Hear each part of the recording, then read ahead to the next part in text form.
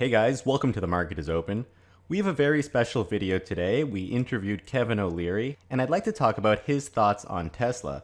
I'll give my commentary in line about what he had to say about Tesla's business model and the culture of the company and what he thinks about the employees who work for Elon Musk. So let's have a look. But first, please hit the bell button to subscribe and be notified of upcoming Tesla videos, and smash the like button at any time to help support this video. We'd super appreciate that. You can also support the channel further at Patreon at patreon.com/themarketisopen, and we give a shout out to our patrons at the end of each video. Also, stop using Yahoo Finance, stop using Google Finance. Have a look at our website, themarketisopen.com, where we have instant stock quotes and financial data for every single company going back 9 years, and it's all freely available. Yeah, so let's jump right in with Tesla. We have a lot of fans from this channel and from our second channel. Our second channel is actually all Tesla content. And also, given that your son works at Tesla, what's your take on the company and the equity price? It's worth more than all of the other auto companies right now. The stock has had a huge run this year. So what's your outlook for the company? I was not a Tesla fan just a year and a bit ago. Last July, which is just over a year ago, I was sitting at the dining room table with my son, and he had just finished his first internship there. And it was on one of the news network channels we were both watching, and he'd just been downgraded, and the stock went down to about $238. This is pretty split. And my son said to me, Trevor's his name, "Look, Dad, you should buy some of this. I don't have any money, but you do." I said, "I would never buy this. It's trading at a ridiculous valuation." And he said, "You don't get it. It's not a car company at all.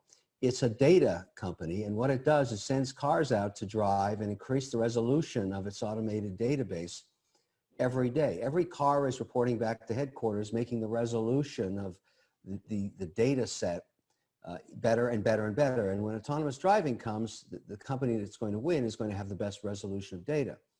That made a lot of sense to me. I mean, it was a different way of looking at it, and certainly those that have looked at it that way have done well. So I bought the stock then, just holding my nose at the value proposition because it was trading at a ridiculous PE then. And it has been the singularly best performing stock in this time frame. Now, I have a investment philosophy that does not allow any stock to become more than 5% of my portfolio.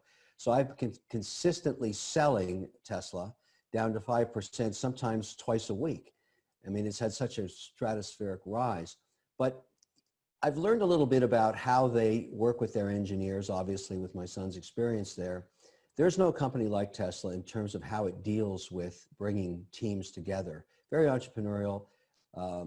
They take a very long time to bring in their interns or their full-term engineers. They're classic hire slowly, fire quickly. The teams are extraordinary. And for some reason, and I get it, people want to work for Elon Musk, but he doesn't want it to become a bureaucracy, clearly. He keeps the teams lean and mean. And even if you start as a junior, as my son did as an intern, you have say in what your mandate is. So you're not some guy in the back that no one's listening to, because they don't bother hiring people like that. So it's an extraordinary company. And as a result, those who have owned the stock have been well rewarded. And just out of curiosity, does he, what did he major in when he went to school? And does he work in software or manufacturing right now?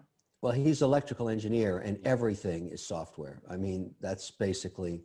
he worries about power, battery, integration, all kinds of stuff. I mean, I used to think I could keep up with him, but he's so far past that now. When you get the mindset of engineers that are trying to change the world, because that's what he's into. He's saying, I don't know why we burn hydrocarbons at all. It's crazy. It's a very inefficient way. And so, he's on board with that mandate, and that's the kind of person that Tesla attracts. So Kevin O'Leary gives us some great insight into the culture at Tesla. Since his son works there and he's an investor in the company, I think that Kevin really understands how important culture is, and this stems from the founder, in this case Elon Musk. Everyone at the company is working towards a common goal. They're all on the same page and passionate about the company's mission, which makes Tesla a giant team, very much like a startup, despite having around 60,000 employees. And Kevin O'Leary doesn't even mention earnings per share or financial metrics. He seems to be focused on the qualitative values at Tesla. There's actually a good quote from Steve Jobs where he calls Apple the world's largest startup, and Tesla seems to share similar characteristics. One example is that it doesn't seem like people have fixed jobs or positions at Tesla, and by that I mean that if something needs to get done, people aren't going to say like, oh, that's not part of my job description. And that's similar to a startup. Because startups are small, sometimes people have to take on multiple roles, and you see that at Tesla. I was even slightly surprised at how much the CFO, Zachary Kirkhorn, was involved with Tesla's expanding insurance business that we discussed in our previous video. But Kevin O'Leary says that Tesla hires slowly and fires quickly, and also if you're an intern, you still have the ability to contribute just as much as anyone else to the company. And I think that's something that goes in line with what Elon Musk has said before, which is that the best ideas should win. And it doesn't matter where they come from, that's the type of culture they're looking for. And during Battery Day, you heard that Elon Musk and Drew Baglino saying that you assume that everything at Tesla is always wrong, and how can we do it better? And so I really like that about Tesla, that they're always hiring great people, and they're constantly trying to improve the way they do things, which I think is the key for long-term innovation. The other thing that Kevin O'Leary said was that he called Tesla a data company, which is always trying to increase the resolution of their automated database, he says. He probably meant to say autonomous database.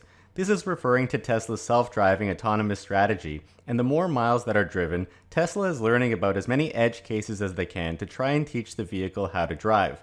I would say that Tesla's autonomous database is the set of all of the driving data videos and content like telemetrics and logs that they have. And then they run the data through the machine learning algorithms to train their system and create an AI for the car. But wherever the new algorithm, which isn't perfect, comes across a real-life scenario that it hasn't seen before, the AI averages or estimates based on all the data that it's seen what to do in that situation. So you can think of it like a low-resolution image with blurry pixels. And as more data comes in from people driving and sending that data back to Tesla, they can sort of continue to fill in those gaps and increase the resolution, which is basically correctly handling more and more situations for self-driving. So I thought that the way Kevin O'Leary spoke about this was from an interesting perspective. So is Tesla, when we look at all the car companies combined, you said you were very excited about the autonomy part of it. Is that something that you look at valuing somewhat separately from the car company itself? Like this, if this happens, I've seen projections that this is a $150 billion market 2030. Is this something you're looking at very closely? Well, here's what I think is valued into the stock, rightly or wrongly. It is an indirect way to own SpaceX, and the technologies that are being developed there, some people find their way into the engineering designs of Tesla automobiles. I mean, that may or may not be true. Certainly the heads-up displays and some of the things I saw, in the recent launch looked very close to me, to what my Tesla looks like. And so I'm thinking there is some bleed between those two. Clearly Tesla's ahead on battery technology, and as a result, they're just going to win that game.